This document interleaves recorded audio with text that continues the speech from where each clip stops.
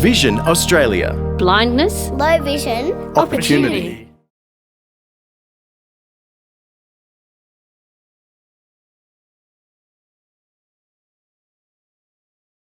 Hi, my name is Lara Anderson. I'm the Clinical Development Lead for Children and Young People at Vision Australia. And it's my pleasure to introduce our series of videos that we're recording today as part of Project Employability, our new way of thinking of services for children and young people within the organization. Hello everybody, my name is Natalie Kane and I am the Senior Practitioner for Children and Young People and I am from Sydney. Hi, I'm Karen Wolffe and I am a consultant working with Vision Australia on this important project, actually housed in Austin, Texas. Hi, my name's Trish and I'm one of the Senior Practitioners for Children and Young People and I'm based in Brisbane. So Project Employability is a long-term view of helping children and young people have meaningful participation in life. And that means looking at the here and now and thinking towards and preparing and implementing for the future. So for me, employability is gathering together all of the skills and areas of knowledge that you need over the course of childhood and adolescence. So when you're graduating from high school, you have the information you need to make meaningful choices and decisions about what you want to do with your life. And that includes participating in community, participating in work, participating in just general everyday life along with everybody else. That may include employment, it may not, but the key for what we're doing is that we're thinking about the future. So one of the key factors for taking this approach of promoting future employability and meaningful participation is conveying high expectations. What's important for families to understand about the value of conveying high expectations? Often they're totally bamboozled and think, what, I don't even know what to do. And so what I would share with all of you is one of the most important things you offer up to your child is your unconditional love. That's the most critical thing. As long as that's in place, everything else will flow. But following love, think about what messaging you are sending to your child all day, every day, in what you say and what you do. The best way to show how much you love your child is to set that bar high, to have the expectation of your child that he or she is going to grow up, live happily ever after, and be successful in life. And that messaging needs to start from the beginning of time. I want you to be talking to that child as you would if the child were not disabled, what wonderful things you envision for that child in terms of the life that they will lead. And as your child gets older, that rather than think in terms of, well, what do I need to do differently? That you think, what would I ask of this child if she or he had no disability? What would I be asking this child to do chores? Would I be asking this child to dress in a certain way? Would I be asking this child to behave in a certain way, smile or engage with me in a certain way? That's what you need to expect of your child with a disability. The same. And always to keep those expectations high. If you see that the child can't do something right away, back up, provide a little bit of help, see whether they pick it up and can go forward.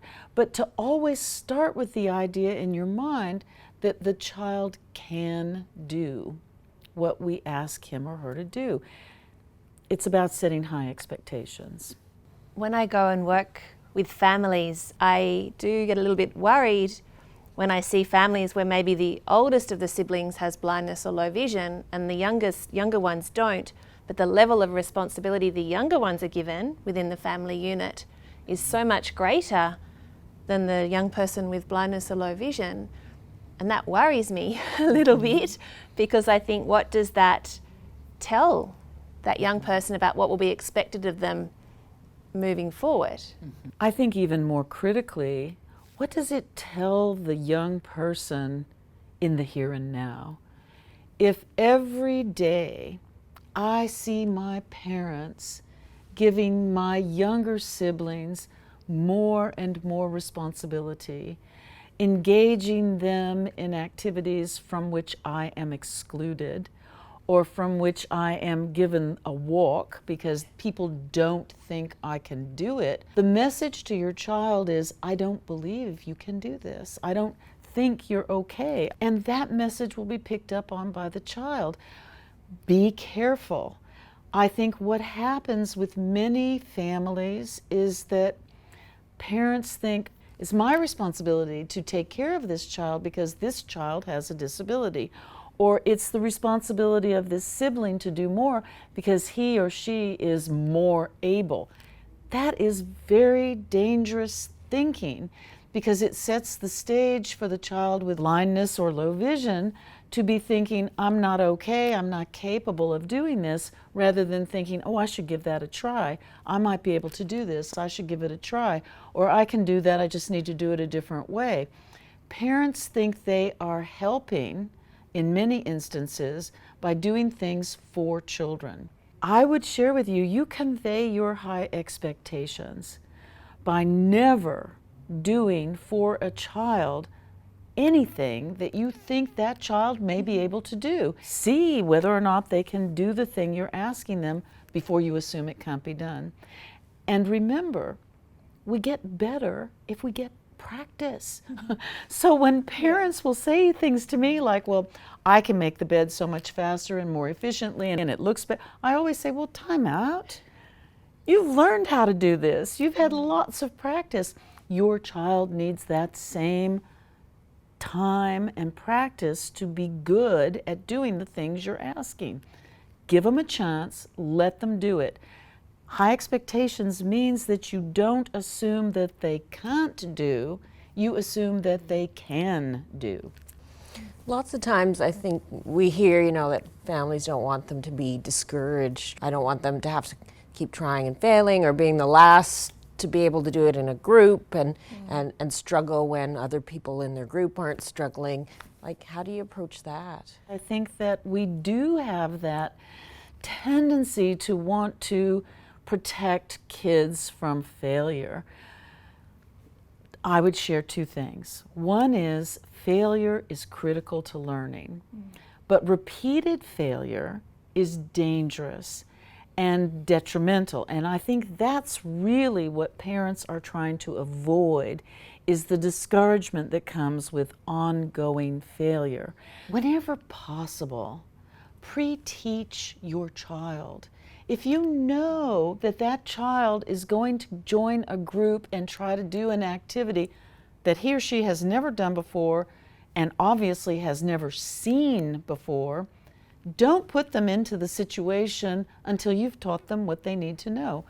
It's about pre-teaching the skill that you know is going to be critical for the child to be integrated into the group, and then to provide the practice as much as possible so that the child continues to gain skill and expertise. Young children especially are really excited about what they want to do in life, and they might make suggestions that they want to do something that perhaps the parent might think, well, you definitely wouldn't be able to do that. What would you say to those parents when those children really are expressing some of their hopes for the future and it might not match what they potentially could do? It's a really important thing for us to share with parents, because I do think sometimes we select out for kids things that we think they're not going to be successful with.